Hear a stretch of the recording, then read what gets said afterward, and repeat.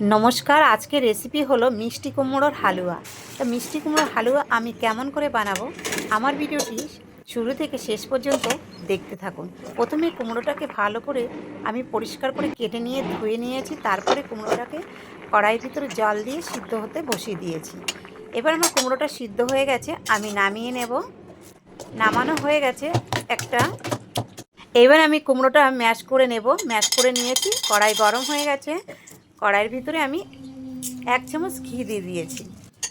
আর আপনারা চাইলে এলাইচিও দিতে পারেন, তেজপাতাও দিতে পারেন, কিন্তু আজকে আমি একাদশী বলে ওগুলোকে ব্যবহার করিনি, কিন্তু আপনারা অবশ্যই ব্যবহার করবেন। ঘিটা গরম হয়ে গেছে, তার উপরে আমি ম্যাশ করা কুমড়োটা দিয়ে দিয়েছি।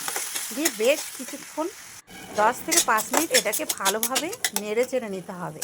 তাহলে দেখবেন যখন দেখবেন কুমড়োটার জলটা কমে এসেছে, তখন আপনারা আমি এখানে ব্ল্যাক কিশমিশ, ইয়েলো কিশমিশ আর বাদাম, কাজু বাদাম আমি এখানে দিয়েছি। আর দিয়েছি নারকেল কোড়া, আর দিয়েছি গুড়। দিয়ে ভালো করে আবার এটাকে নেড়ে চেড়ে নেব। যত সময় আপনারা পারবেন তত সময়ই এটাকে ভালো করে নেড়ে চেড়ে নেবেন, দেখবেন তত টেস্ট হবে।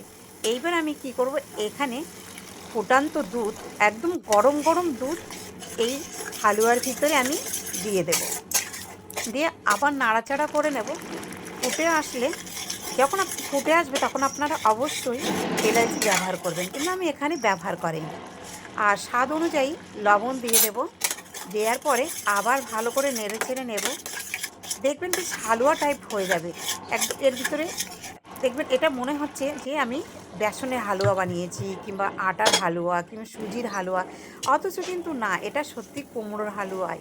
আর এত দারুণ লেগেছে না খেতে। উপর থেকে আমি নারকেল কোড়া দিয়ে দিলাম সুন্দর লাগার জন্য। আপনারা এইভাবে অবশ্যই রেসিপিটা বাড়িতে বানিয়ে খাবেন।